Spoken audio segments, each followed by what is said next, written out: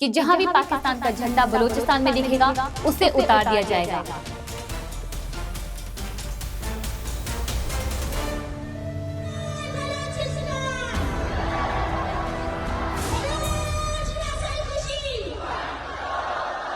सवाल ये है, क्या ये सिर्फ एक प्रोटेस्ट है या फिर पाकिस्तान आर्मी के लिए एक बड़ी चेतावनी?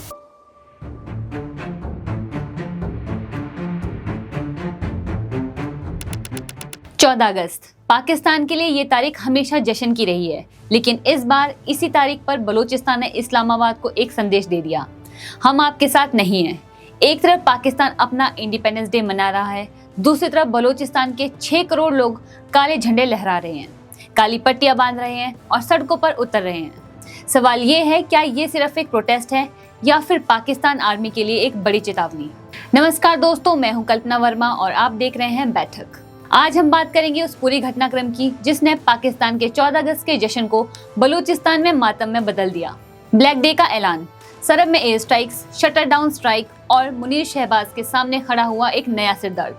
सबसे पहले समझते हैं ये पूरा टकराव शुरू कैसे हुआ। दोस्तों, बलूचिस्तान के लोग हर साल 11 अगस्त को अपना इंडिपेंडेंस डे मनाते हैं, यानी पाकिस्तान के ऑफिशियल्स इंडिपेंडेंस डे से ठीक 3 दिन पहले।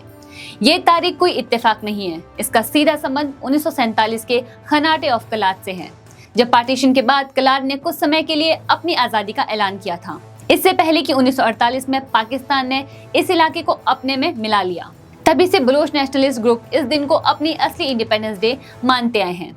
इस साल भी 11 अगस्त को क्वेटा, मस्तंग और ग्वेडर जैसे शहरों में पार्लियामेंट्री यूनिट्स ने सुबह से ही मोर्चा संभाल लिया था। रिपोर्ट्स के मुताबिक बाजार और दुकानें बंद रही, हाईवेज पर बैरिकेड्स लगाए गए और सेक्शन 144 के तहत सार्वजनिक जमावड़े पर पाबंदी लगा दी गई। पुलिस रिकॉर्ड्स के अनुसार दर्जनों ऑर्गेनाइजर को रातों रात हिरासत में ले लिया गया। लेकिन दोस्तों, असली मोड़ आया ठीक इसके बाद। Baloch human right activist Mir Yar Baloch ने ऐलान किया कि अब 14 अगस्त यानी पाकिस्तान के अपने इंडिपेंडेंस डे को बलूचिस्तान ब्लैक डे के तौर पर मनाएगा।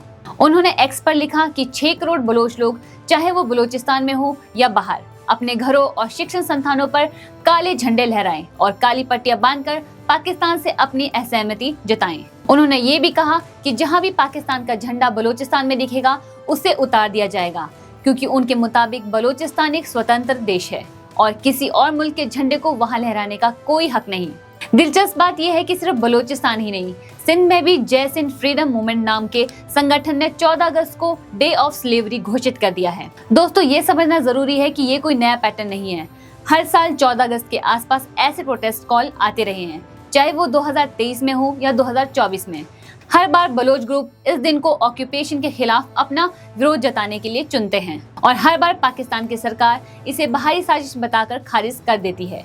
लेकिन इस बार फर्क ये है कि ये विरोध सिर्फ सिंबॉलिक नहीं रहा, इसके पीछे एक ताज़ा और बड़ी घटना है, सुरब की एयर स्ट्राइक, जिसने इस गुस्से को एक नई धार दे दी है। यानी जो पहले एक सालाना कुछ हद तक रूटीन प्रोटेस्ट हुआ करता था, वो इस बार एक जेन्युइन ह्यूमैनिटेरियन ट्रिगर के साथ जुड़ गया है। और यही वजह है कि इस बार की प्रतिक्रिया पहले से कहीं ज्यादा तीखी और व्यापक नजर आ रही है। अब बात करते हैं उस घटना की जिसने इस पूरी आग को और भड़का दिया है। दोस्तों, ब्लैक डे के ऐलान से ठीक पहले बलूचिस्तान के सरब डिस्ट्रिक्ट के गिदर गोदन इलाके में एक बड़ी घटना हुई। रिपोर्ट्स के मुताबिक पाकिस्तान एयरफोर्स ने वहां एयर स्ट्राइक की, जिसमें 20 से 30 के बीच नागरिकों की मौत हुई, जिनमें महिलाएं और बच्चे भी शामिल थे। हालांकि इन आंकड़ों की स्वतंत्र पुष्टि अभी तक नहीं हो पाई है और पाकिस्तान की सेना या सरकार की तरफ से भी इस घटना पर कोई आधिकारिक बयान सामने नहीं आया है। लेकिन जमीन पर गुस्सा साफ दिखा। स्थानीय लोगों ने मारे गए लोगों के शव क्वेटा कराची हाईवे यानी NH-25 पर रख दिए हैं, वहीं धरना शुरू कर दिया है। मीर यार बलोच का दावा है कि हमले के बाद अस्पतालों को मिलिट्री पर्सनल ने घेर लिया और डॉक्टरों को समय पर इलाज देने से रोका गया। जेल में बंद human right activist doctor Mahrang Baloch ने भी इस घटना को पाकिस्तान के 7 दशकों के हिंसक शासन मॉडल का हिस्सा बताया। याद रहे, डॉक्टर महरंग बलोच खुद हाल ही में एक एंटी टेररिज्म कोड से जीवन भर की सजा पा चुकी हैं, जिसके बाद पहले भी पूरे बलूचिस्तान में शटर डाउन स्ट्राइक हो चुकी है। और दोस्तों, ये सिर्फ स्ट्राइक तक सीमित नहीं है। पिछले कुछ हफ्तों में BLA यानी बलूचिस्तान लिबरेशन आर्मी और दूसरे सशस्त्र संगठनों ने पाकिस्तान आर्मी की चेकपोस्ट पर सीधे हमले तेज कर दिए हैं। रिपोर्ट्स के मुताबिक कई इलाकों में सुरक्षा बलों को अपनी चौकियां छोड़नी पड़ी हैं और कुछ जगह हथियार व उपकरण तक मिलिटेंट्स के हाथ लगने की बात कही जा रही है। इस हफ्ते बलोन क्षेत्र पर एक चेकपोस्ट पर रिमोट कंट्रोल्ड एक्सप्लोजिव से हमला हुआ, जिसमें कई मिलिट्री पर्सनल के मारे जाने का दावा किया गया। 2 हफ्ते पहले भी BLA ने एक साथ मस्तंग, कलात, नुश्की और पंजगढ़ जैसे कई इलाकों में कोऑर्डिनेटेड हमलों की जिम्मेदारी ली थी। यानी एक तरफ आम जनता सड़कों पर है, दूसरी तरफ मिलिटेंट्स ग्रुप पाकिस्तान आर्मी को सीधी चुनौती दे रहे हैं। अब सवाल ये है कि इसके बीच पाकिस्तान की सरकार और सेना यानी शहबाज शरीफ और फील्ड मार्शल आसिम मुनीर क्या कर रहे हैं। दोस्तों, अब तक की जो जानकारी सामने है उसके मुताबिक इस्लामाबाद की तरफ से इस पूरे मामले पर कोई विस्तृत आधिकारिक बयान नहीं आया, ना सरब एयर स्ट्राइक को लेकर, ना ब्लैक डे के ऐलान को लेकर। लेकिन पैटर्न वही पुराना है। जब भी बलूचिस्तान में अशांति बढ़ती है, पाकिस्तान के ऑफिशियल अक्सर इसका इल्जाम बाहरी ताकतों पर लगा देते हैं। हाल ही में बलूचिस्तान के होम मिनिस्टर ने भी यही दावा दोहराया कि प्रांत में जारी अशांति के पीछे इंडिया और अफगानिस्तान की जमीन से चल रही गतिविधियां हैं। हालांकि इन दावों के समर्थन में अब तक कोई सार्वजनिक ठोस सबूत पेश नहीं किया गया है।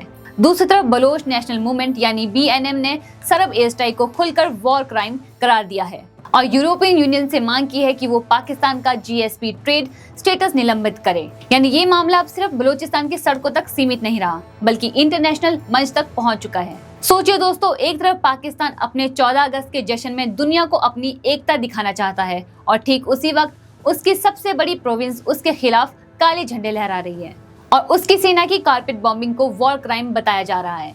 ये किसी भी देश के लिए एक बड़ी डिप्लोमेटिक शर्मिंदगी है।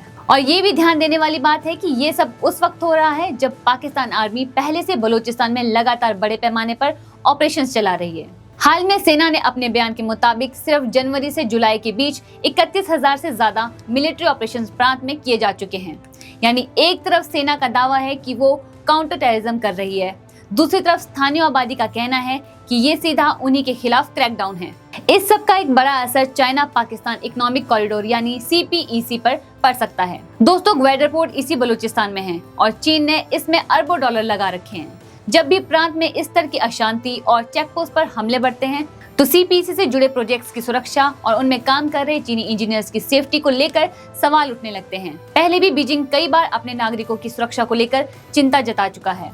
ऐसे में अगर ये अनरेस्ट की रफ्तार से आगे बढ़ता है तो इस्लामाबाद पर सिर्फ अपनी जनता ही नहीं बल्कि अपने सबसे बड़े इन्वेस्टर की तरफ से भी दबाव बढ़ सकता है। और यही वजह है कि ये मामला अब सिर्फ एक internal law and order issue नहीं रह गया, बल्कि इसका असर सीधा पाकिस्तान की इकोनॉमिक डिप्लोमेसी तक पहुंच सकता है। तो दोस्तों, अब असली सवाल यही है कि 14 अगस्त का ये ब्लैक डे सिर्फ एक सिंबॉलिक प्रोटेस्ट बनकर रह जाएगा या फिर ये बलूचिस्तान के आंदोलन के लिए एक नया टर्निंग पॉइंट साबित होगा। एक तरफ है पाकिस्तान जो पहले से अफगानिस्तान बॉर्डर टेंशंस, आर्थिक संकट और TTP जैसे मोर्चों से जूझ रहा है और अब उसी बीच उसकी अपनी सबसे बड़ी प्रोविंस खुले तौर पर उसकी संप्रभुता को चुनौती दे रही है।